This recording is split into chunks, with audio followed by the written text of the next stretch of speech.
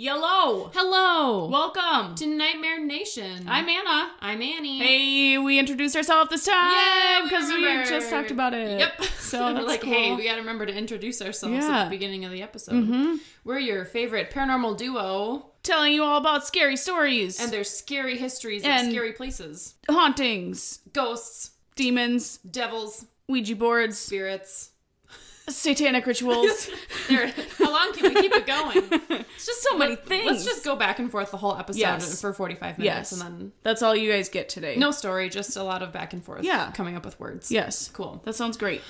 You guys get excited. I'm in the 22nd century now. Finally. I have no notebook. Yeah. After how many 13 episodes of crinkling your notebook paper. But that's just so fun. I know. Taking notes by hand is fun. Yeah. But she finally has them on her phone like a normal human. Because I had to do them. Stop admitting to being lazy at work. Not that you're lazy. I'm not. You're not. No, because I've done 530 claims in a month and a half since being there, so dang. there it is. Wow. Watch out. Are you a top performer? Yep. Look at you. Probs not. So you... I don't know. Colin, you tell me. So you deserved a little break to type up your notes for the podcast. Yeah. We can all relate to work time procrastination for things that don't relate to work. You take care of your life things. Like for me, I do all my banking when I'm at work. Because that makes sense. Right. Yeah. I'm sitting at my desk and I'm like, okay, I have a little break. I'm going to log into US Bank and check all my shit and pay my credit card and track everything. And that's when I'm productive. Exactly. I don't want to do it when I get home. I'm tired. You need a little brain break. Right. Especially when staring at a screen for 8 hours. Yeah. It's a little rough. For sure. So. Yeah. Yep. Yay for desk jobs. Yay! Desk jobs, not retail anymore. Yay! Woo! Retail sucks. Retail. All right. Okay, friends. Where are we going tonight, Anna? Ooh, we're going to Waverly Hills Sanatorium. And where is that located? It's located in Louisville, Kentucky. No way. Yes way. Best Buy has a distribution center there. Ooh, we should probably go there. Fact. Super fun. Let's go. Let's go. I could probably justify it as a work trip. Yes. And then you can use the work credit card to pay for a trip. Right. Yes. I'm just going to visit the distribution center and coincidentally visit the haunted sanatorium that exists there too. Exactly. Completely coincidental. Yes. Yes. It's perfect. Oh my gosh. So Waverly Hills Sanatorium, the way we decided on this was I was working out in my bedroom one night and I was looking at our copious amounts of DVDs chilling on our ledge. Good word use. And I have a Waverly Hills Sanatorium live from Halloween night a very long time ago with the Ghost Hunters. Sweet. Yeah. Are those really, really long, like 2.5 hour specials that are like, well, I guess, duh, it's live. It's in the title. Yeah. Yeah. Yep. Okay. I've seen like snippets of those. Yeah. So we're going to have to watch it because we didn't watch it before.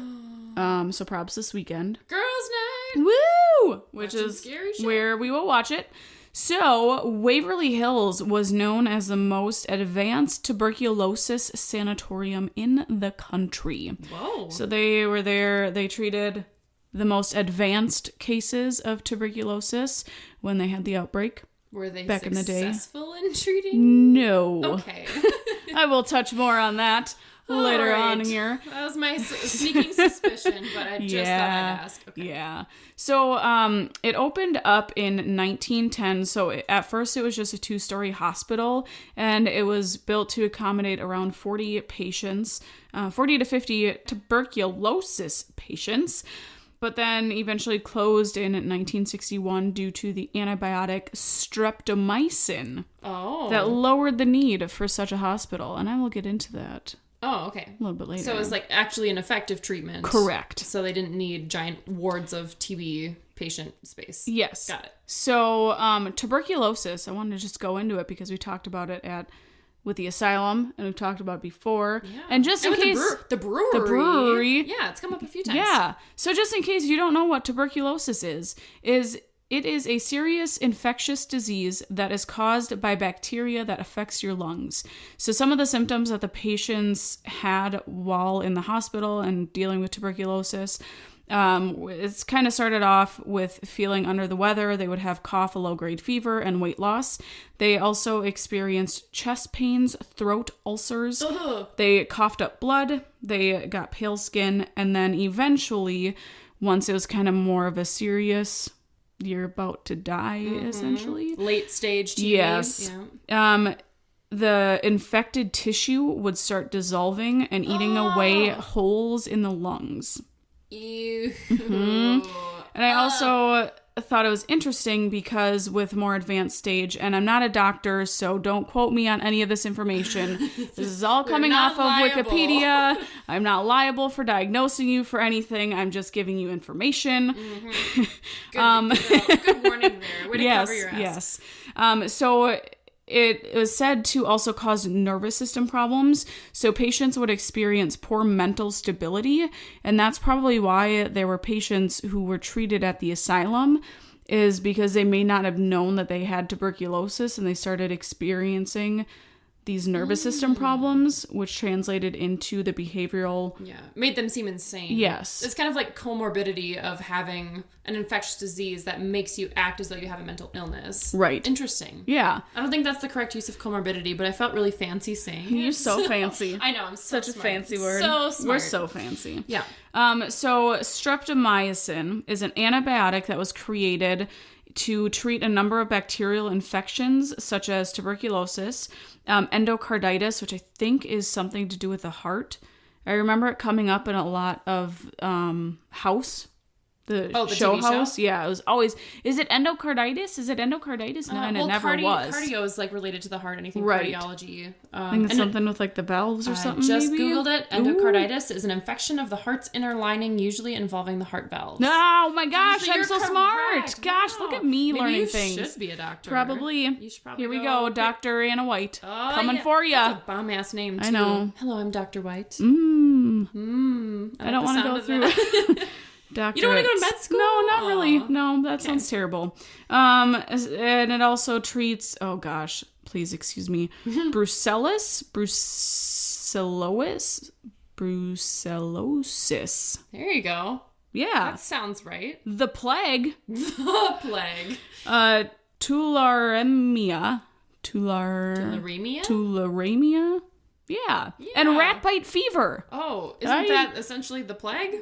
I feel like that is. Did you get because from rats? that's how you get the plague.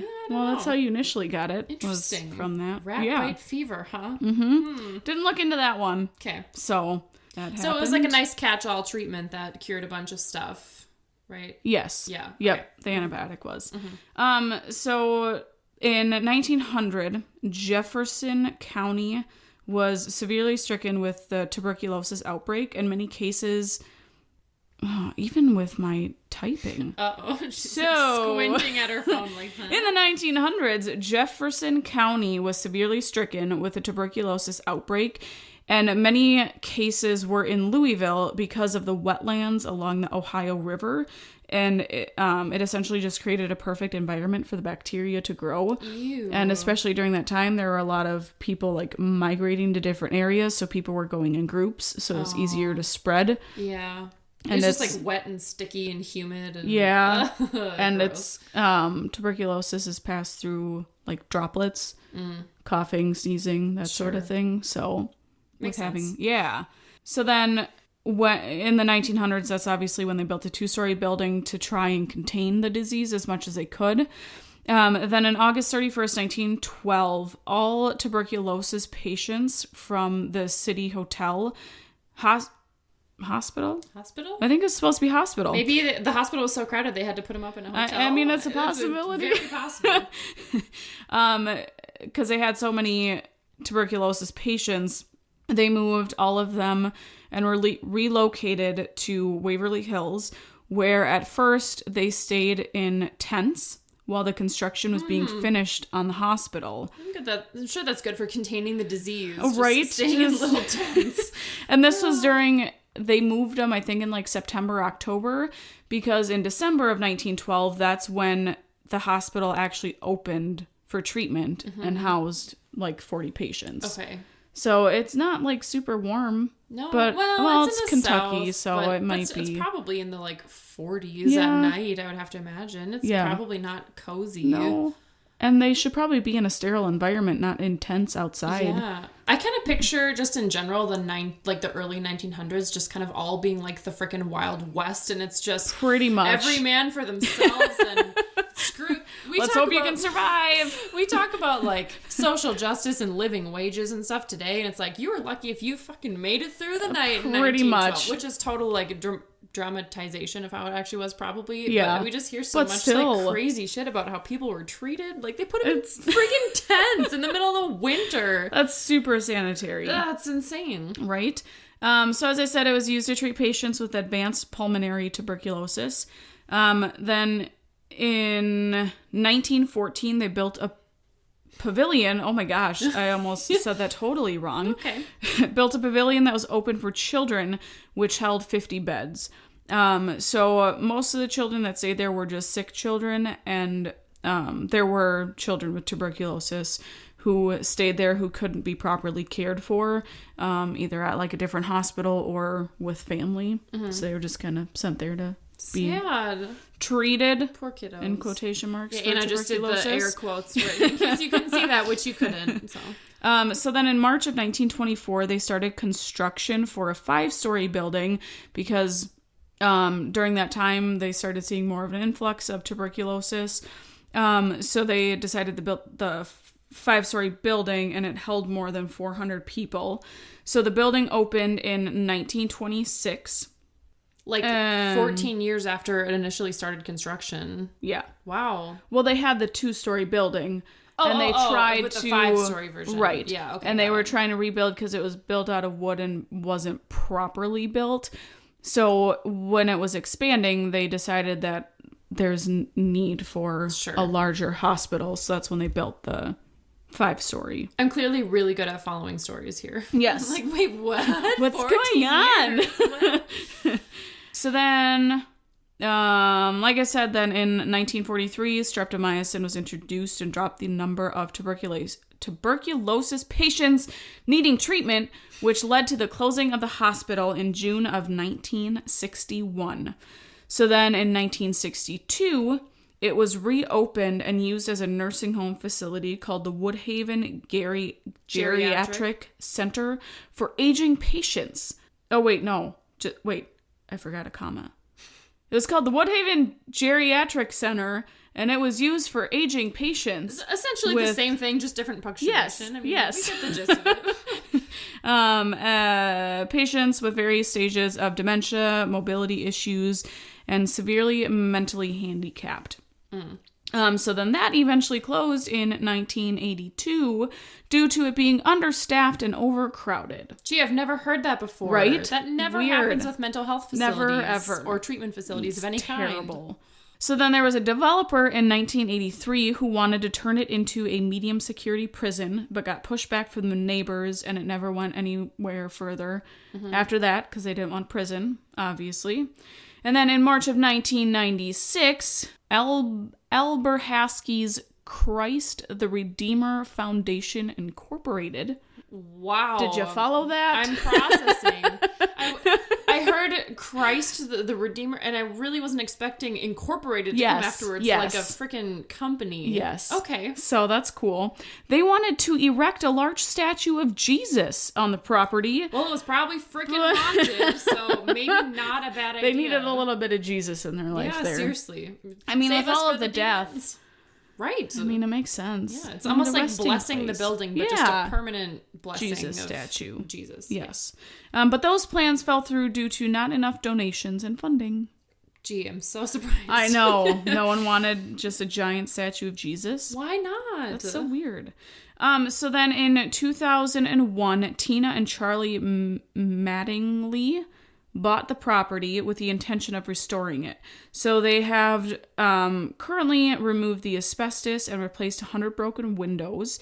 And they do haunted tours that help raise money for the restoration, which they eventually want to turn it into a bed and breakfast. Yeah, I read about that. Isn't that super cool? That'd be sweet. Taking this place with this awful history, and instead of just perpetually milking it for its like paranormal stuff, you're like, no, we'll do that for now, but eventually it's going to be a cute little bread and breakfast. Bread and breakfast. That's my favorite. I have bread for breakfast every day. It's the best. Yeah. Yes. So currently you can do 2-hour paranormal tours with a tour guide, or you can do a 2-hour historical tour with a tour guide.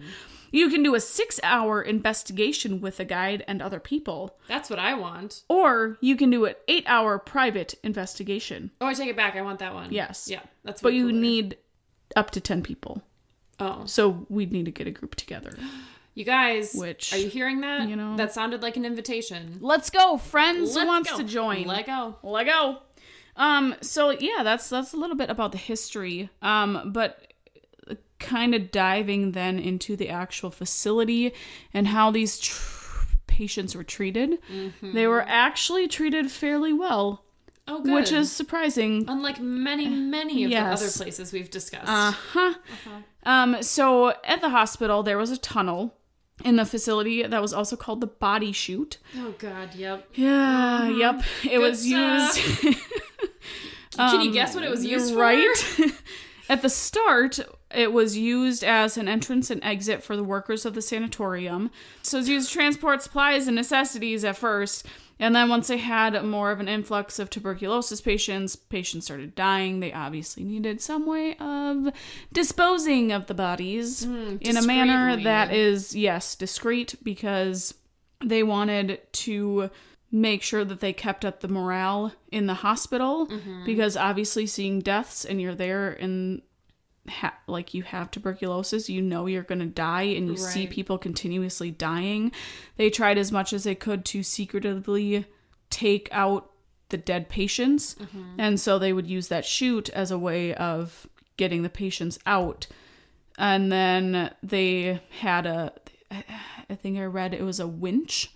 They had a winch who would take the bodies down to the train and then hoist them up into the train and put the dead bodies into the train. On a train? To be hauled away. Oh, delicious. Yep. I also read, too, that it was partially to, like, keep the staff from getting so, like, traumatized, because, like, not just to protect from the patients who probably knew they were going to die, but also because the staff are in there, like, day in, day out. Like, they don't need to see 60, 70, I'm making up numbers here, but, like, that many dead bodies getting carted out. Right. To the point where you need, like, a dead body transportation method. Yeah. That's probably not good for anyone to see. And, like, they wanted to make sure the staff didn't get too traumatized, too. I read that, which is really, really awful. Yeah. I also read, too, that they apparently were trying to, like, not cover up, but they didn't want people to know how many bodies were being transported. Not just they didn't want them to see it, but they didn't want people to know how often they were having to move these dead patients. Yeah, because during the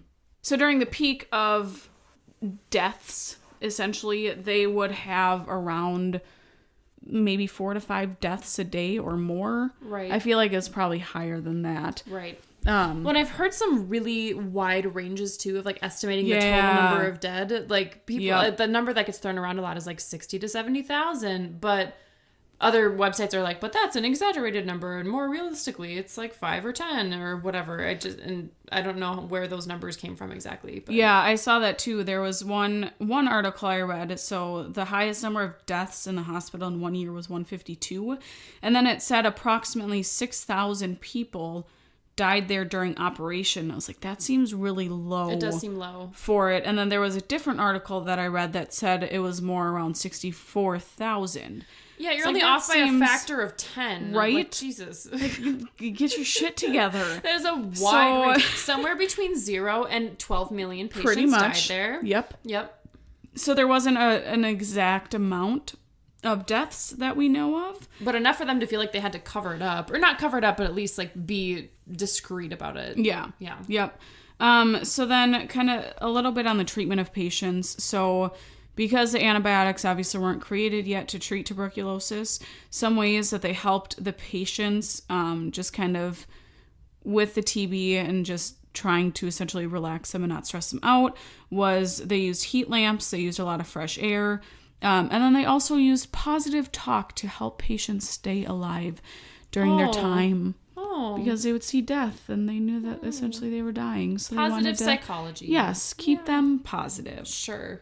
I don't know if that like makes you die less quickly, but it probably helps morale. Yes. Yes, that's mainly what it was. So then some of the super awesome treatments that they use to attempt to help. Why do I feel like they're not super They're awesome? really terrible. Okay. So they would, the patient's lungs were exposed to ultraviolet light. So they used it during surgeries, and they would literally open up their chest to expose their lungs, and they would use ultraviolet light to try and stop the spread of bacteria. Or bacteria. Whatever. Bacteria's evil cousin. Yes. That also causes bacterial infections. Yes, it does. See, find that in your medical textbook. Yeah, doctors tell us. So these were done in some sunrooms where they used artificial light, or they would put the patients on the roof or open porches of the hospital to expose them to the sunlight and the ultraviolet rays. Well, they were like cut open? Yes. Jesus Christ. Yep. So let's just infect you with more infections. I mean, I can kind of see the logic behind it. But... like, given a very rudimentary understanding of science and bacteria and germs, like I can sort of see where they thought that might help, but Jesus Christ. Terrible. Oh my God. So fresh air was considered to help cure tuberculosis, which we also heard about in the asylums, that they use fresh air to help with the mental patients. Sure. So throughout the whole year, even during winter times, patients were placed in front of large windows or on porches, no matter what the season. So there was one article I read of they said that there are pictures of patients literally just sitting out on porches in the middle of winter, just covered in snow. Cool. Yep. Like, you're not going to get pneumonia or anything while you have tuberculosis. No, I really wish that fresh air were just the cure for... No, gosh, I'd be outside all the time. I'd be so healthy. That would be great. That almost feels like a wishful thinking treatment. A little bit. Like, it'd be so nice if this just worked. Maybe let's keep trying it. This one is my favorite. Okay. So they would go in for surgery, and they would implant balloons into the lungs. What the hell? And then they would fill it up with air to expand the lungs. I don't know. Like literal, like balloons? Yes. What in the hell? To expand, to maybe calm down the lungs so you didn't have to breathe as much, or just to allow more oxygen. If they're getting weak or something. Oh my God. Needless to say, not a lot of people survive from that. That seems like a recipe for death. Yep. And disaster. Some other super cool ones. They would remove muscles and ribs around the lungs to allow for more room for the lungs to expand and to let more oxygen in. I'd rather have that than the freaking balloon implantation. Yes. Yep. Even though your ribs and muscles are there to protect your lungs and heart, but I mean, it's we're at the lesser of two evils at this point. It's all bad. Yeah. So. They would also do pneumonectomies. Yeah, removing of the lung. Yes. Right. So they would move a patient's entire lung. So let's not have you breathe very well with tuberculosis, and then we're going to remove another lung, so then you can't breathe any better. Well, maybe they thought that, like, the disease was maybe only in one lung, so if they took away the infected one, then they'd be better, I guess. Maybe. I don't know. I don't know why I'm trying to justify doctors from, like, 1940. I have no idea. And I have no medical knowledge whatsoever, but... And then they would also do avulsions, which was a process that paralyzes the diaphragm, making breathing shallow and difficult. But they did this in thoughts that it would allow the lungs to recover because you're not taking in as deep of breaths, so your lungs don't have to expand and work harder. Mm-hmm. So they thought that it would help to just calm them down and to recover faster. That feels weirdly like the torture in Deadpool where they make him feel like he can't breathe. Yeah. Probably not to that extreme. No, but that's pretty close. Paralyzing the lungs. That's so weird. Or so diaphragm, sorry. You said diaphragm. Yeah. So then, like I said, patients were actually treated fairly at the hospital, so... Unless you had TB. Yes. So in the mornings, they would pull patients out of their room in their bed, because most of the time they were just bedridden, couldn't move, weren't able to get up, walk around most of the time. So they would pull out the beds on the porches, where they had really large windows, would have them open so they could get fresh air and the sunlight and everything. For their fresh air sunlight treatment. Holistic medicine. Yeah. That's another topic to talk Nothing about. like fresh air and sunlight to cure cancer. It cures everything. Yep. So they tried to provide the most relaxing atmosphere so not to stress the patients out. So obviously they had open air. They had occupational therapy rooms, which ran workshops for making brooms, tablecloths, clothes, and other small items. They also had woodworking lessons, leather cutting, toy making, bookbinding. Sounds like camp. It sounds so much fun. Let's go get tuberculosis and stay there. Yeah. Let's not, though. But after streptomycin was introduced. So we could get it and then get treated. Yes. Okay. Exactly. They also had a salon and barbershop, along with an auditorium where guest speakers and entertainers came to give shows and lectures. That's neat. Yeah. So they had a little fun time while having TV. This feels like all the amenities they had in the RMS Queen Mary, but that was a luxury cruise liner. Yes. Instead of a sanatorium. Yeah. Cool. It's perfect. So you can get treated very well while being at the sanatorium. Mm-hmm. So yeah, that's a little history, and I got most of my information from the Wikipedia. Thank you, Wikipedia. The Wikipedia. The one and only. Yes. AmericanHauntingsInc.com. Thank you. And DarkHistories.com. So thank you for all of your stories. Some dark histories. Yes. Fascinating. Thank you, friends. That was super interesting. Yeah, I really like the background. Yeah. Because it's so different from the asylums. It's less murdery and more, we don't know how to treat diseases correctly. Yes. Which is also tragic, but it feels like maybe intentions were good. They were trying to do something. Right. Yeah. So. Unlike the Cecil Hotel, where everyone just either got died, murdered or committed suicide. Yep. So. Here we go. Oh, a lot of deaths. Again, I'm not sure if I believe that 64,000 people died there, especially when some accounts say it's as few as like 5,000 or 6,000, but some large number of people died there. So it's no surprise that this place is notoriously haunted. So my information generally came from the Waverly Hills own website, mentalfloss.com, darkhistories.com, and Wikipedia. This place has been across the board. It's been featured on Scariest Places on Earth, Ghost Adventures, Ghost Hunters, the Celebrity Paranormal Project, which I'd never heard of before. So, of course, I immediately looked it up because I feel like I've seen that. I had no idea what it was. I mean, I kind of had a guess of what it was, but essentially what they do is they take 5 celebrities, and I'm sure they're not super well known. It's like people who have been in a few episodes of some sitcom or something. Yeah. And they put them and like essentially do a paranormal lockdown in a haunted place and just kind of film them and stuff. So I kind of want to watch an episode just to see what it's like. It'd be great. So this place was featured on that show. Most Haunted, Paranormal Challenge, Ghost Asylum, and Paranormal Lockdown. Oh my gosh. So like 10 different TV shows, which a lot of the places we've covered have only been on like 3 or 4, which is still a lot, but this one has been all across the board. Shit. So as per usual, most of the haunting stories from the hospital involve people seeing some sort of shadow. Oh, I tried to write doors. I wrote doos. Doors closing on their own. People seeing ghostly spirits, particularly on the 4th floor, which is considered to be one of the most haunted places in the hospital. Let's go. I don't know if that's maybe where a lot of the TB patients died or what, but that floor in particular has had a lot of paranormal activity. Perfect.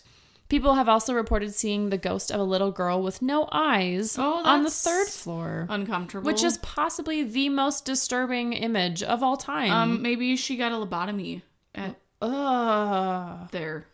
I don't know. Or maybe she got where was famous for lobotomies? Where was that? Oh my god, we just did this episode. Shit. The one before the brewery. Yeah. What the hell was that? Trans-Allegheny. Got it. Monkeys. Maybe she got a lobotomy at Trans-Allegheny and then she transferred to Waverly Hills. Yes, because she got tuberculosis, so they wanted to transfer her there because they had a child's ward. Right. And maybe her eyes got really infected from the botched lobotomy. Probably. And they fell out. Oh, that's uncomfortable. Yep. So was a little ghost girl with no eyeballs. Yeah, that gives me a really bad image. Not fun. That sounds like there could be a horror movie made about that. Could be. Probably. There's also the ghost. Okay, if there's not a movie made about it, it's at least the cover art. Like a poster for a different that's exactly horror what movie. I think of. Yep, exactly. With like a little bow in her hair and like a little dress holding a teddy bear. Yeah, exactly. Black eyes. Yep. No eyes. Well, I just picture black sockets. Eye hole sockets. Yeah. It's perfect. Sweet. Delicious. You're welcome, friends. You're welcome for that fun nightmare-inducing image. There's also the ghost of a young boy who likes to play with a bouncing ball. So people generally refer to his ghost as Timmy. No one really knows where the name Timmy! came from. He wants to play. Little Timmy, he likes his ball. And staff will sometimes just leave a ball around on the 3rd floor, and they'll leave and come back and, of course, find it in a different place. Oh. Which can be attributed to other people. I mean, there's a lot of ways you could explain that, but one of the staff members, and I didn't get an exact name of who quoted this, but they said that most of the time when people are like waiting for the ball and looking directly at it, they don't see anything happen, but every once in a while it'll turn over once or twice on its own when they're just standing there looking at it, and it couldn't possibly be from the wind or another person. So it does happen every once in a while. Oh. And they think this is little Timmy. Little Timmy just wants to play ball. Timmy has a friend. Ooh, who's Timmy's friend? A little girl named Mary. Oh my gosh, are they married? I hope so. Oh, that's so cute. In ghost hell, they're married. They're just the most... Do you ever Mary notice that whenever there's ghosts in buildings, especially when they're little children, it's just the most generic names ever? Yeah. It's not like Rick or like some sort... Or like, I don't know. I'm trying to think of a non-generic female name and I'm struggling. Annie. Yeah. Right? It's like Mary, Tim, John... Jimmy, Jane. Yeah, super, super. I'm like, this feels strangely made up. Yeah. But I don't know. But so there's little Mary, who apparently is a friend of Timmy. Aww. I don't know how they know that, but she's the ghost of a little girl who also likes to play on the 3rd floor, and she apparently plays hide and seek with visitors. Oh, how do you play hide and seek with a ghost? I don't know. That's all I found on that story. Okay. I'm like, what does that entail? I don't know what that means. Do you see a shadow and then find them later? They maybe like ask who's there. They like see something and they're like, is it Mary? And then they'll see it go into a room and then try to go find her or something. I have no idea. Okay, well, let's go play hide and seek. Let's go. Ghost. Sounds fun. As long as we don't use a Ouija board. Yep. So people have also often seen a ghost referred to as just the man in white. Maybe he's married to the lady in white who pushes people down the stairs at the Winchester house. Yes. Right? Yes. No, that wrong. doesn't sound right. God, if only I could remember what we've already podcasted on. Okay. I don't know. Jesus Christ. I got nothing. Oh, my brain is not working today.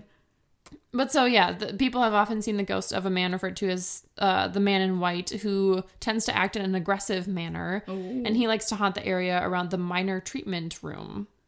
I don't know what that means. The minor treatment room. Maybe like patients that don't have TB but get admitted for something else. I'm not really sure.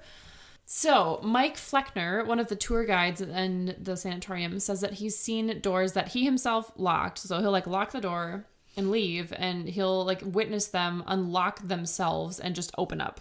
Oh. Yep. That's cool. Yep.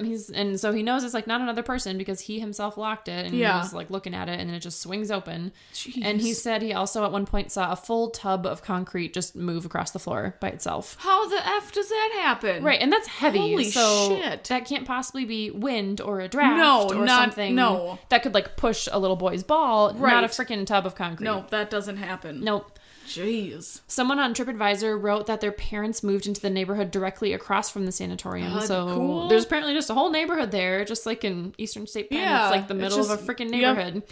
And they strongly believe that this is all, of course, we're relying on this person, but they claim that their parents' house is definitely haunted, and they believe it's being haunted by ghosts of the sanatorium that have kind of bled into the surrounding neighborhood.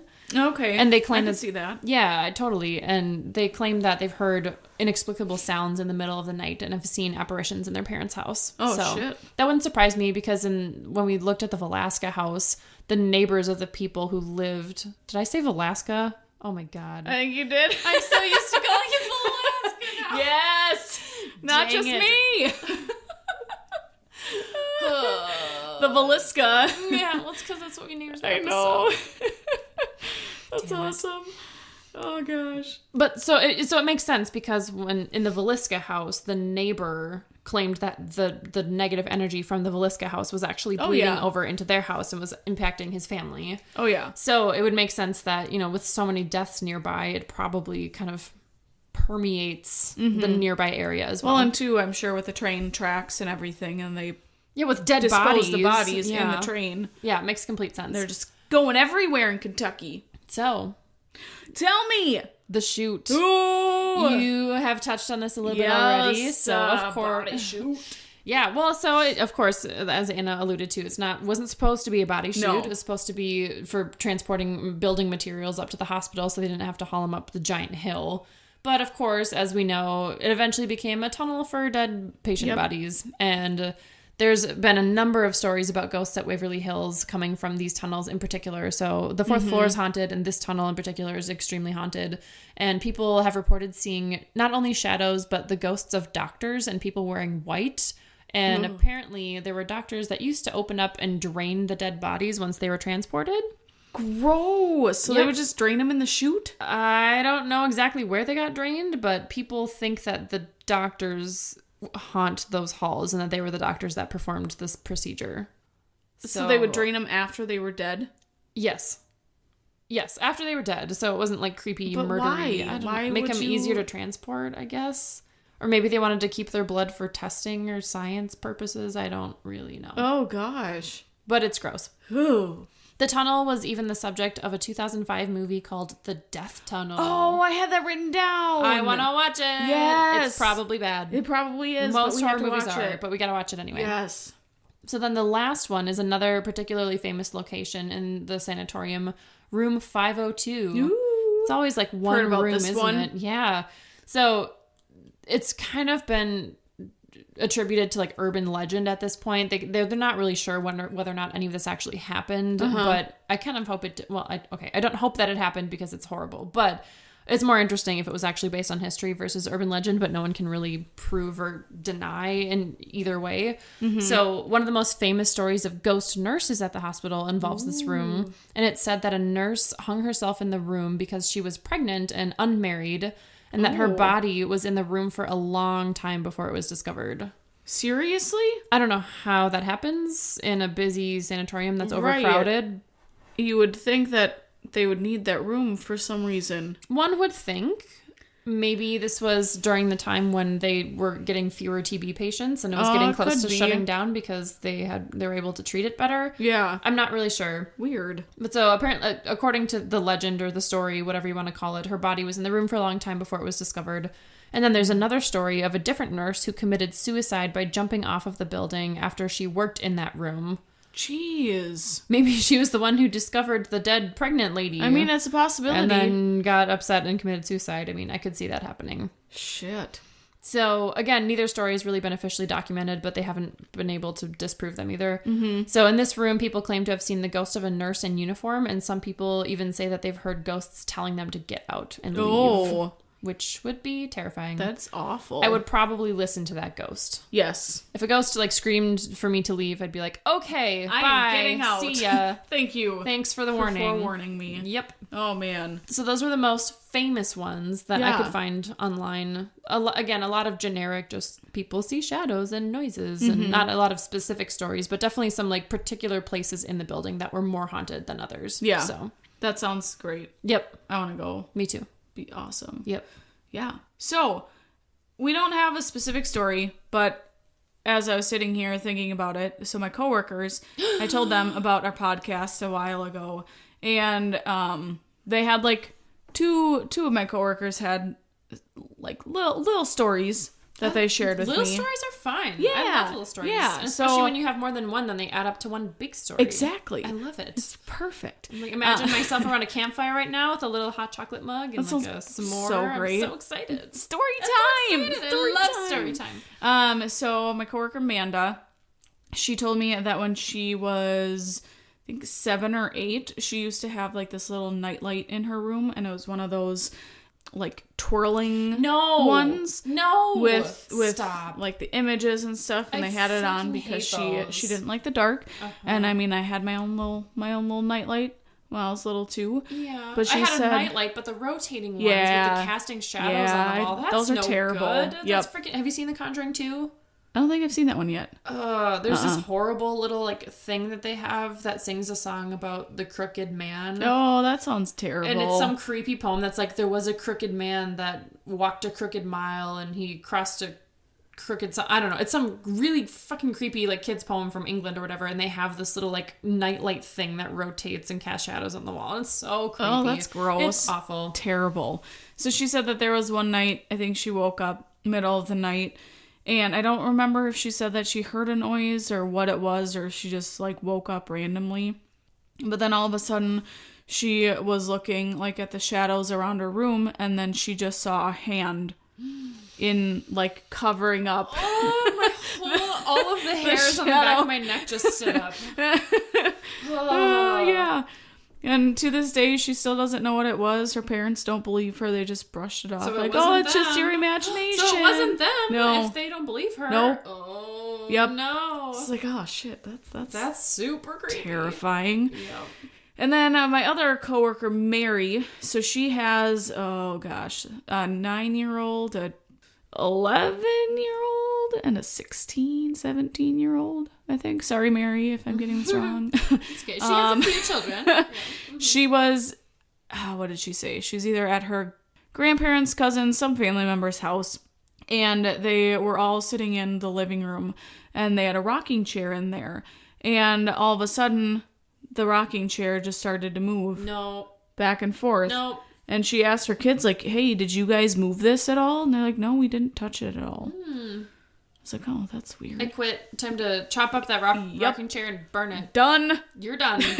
You get no second chance. You start rocking on your own, you're going in the fire pit. Yep, pretty much. That's terrifying. And then the last one that she told me about was when her 9-year-old was a little bit younger. I guess in their family or family friend, they lost one of their children when they were 6 months old. I'm not sure the full story behind that. So a family friend lost their child. Yes. Okay. Yep. And they were at said friend or family member's house, and they asked, I'm just going to make up a name because I don't remember it. Her son asked, like, oh, where is... So he asked, it's like, did Johnny ever have blonde hair? And Mary was like, well, I don't know because he was only 6 months old when he died. It's like, oh, well, Johnny came over and said hi to me and he had blonde hair. No. Stop. I was like, what? What? So did this kid know that she had a son named Johnny that had passed away? Yes. Okay. So he knows about the one that passed away, but because he was so young, obviously you don't know what they would have looked like now. Sure, right. It just would have been so weird if he didn't even know that she had, like, a son that had died. Right. And then asked about it, like, oh, did Johnny have blonde hair? You'd be like, how did you know about my dead child? That'd be so creepy. Yeah. That's still creepy, though. Yeah, it is uncomfortable. Oh, children. So... children always know things. I know. They always see things. They're very in tune with their little spiritual friends. God. And just if you think your child has an imaginary friend, they're probably talking to a demon or a ghost. Just cut it off right now. Get that shit exercised. Get a priest, some holy water. Put a statue of Jesus in your front yard. It's not their imagination. If my child, when I have one, comes up to me and says that they were playing with a little girl named Esmeralda or something. Oh, nice name. Thank you. Yeah. I'm probably going to believe them. I had an imaginary friend, though. Her name was Penelope. Oh, Penelope. Yeah. She was legit imaginary. I never saw her. Perfect. Yeah. You sure? Yes. Okay. Quite positive. Okay. Or am I still possessed? You could be. Day? Are you actually Penelope, Annie? No comment. Shit. No comment. Plot twist. Oh, the plot thickens. Oh, God. Good stories, though. Yeah. So that's all I got for you for stories. So we want to hear yours. Send them in, please. Send them in. Nightmare Nation. Want Anna angry again. No, she gets so mad when you don't send them in. Nightmare Nation 19@gmail.com. Or hit us up on the Facebook. Or the Instagram. Nightmare_nation19. Instagram is nightmare.nation19. Some combination of those letters and numbers. Just give it a Google find search. us. Not a problem. Like us on Facebook. Sure. Subscribe to our podcast. Yeah, subscribe, leave us a review, give us a rating. We want to hear from you guys. And if you have any suggestions on places that you'd like to hear covered, let us know. We're always open to that. We love to. The Villisca Axe House was a suggestion, and we love doing that one. Thanks, Jim. So, yeah, send us in your stories and your recommendations. And in the meantime... Don't use Ouija boards. Don't use Ouija boards. Don't get possessed. Don't do it. Don't do satanic rituals. Okay, bye. Bye.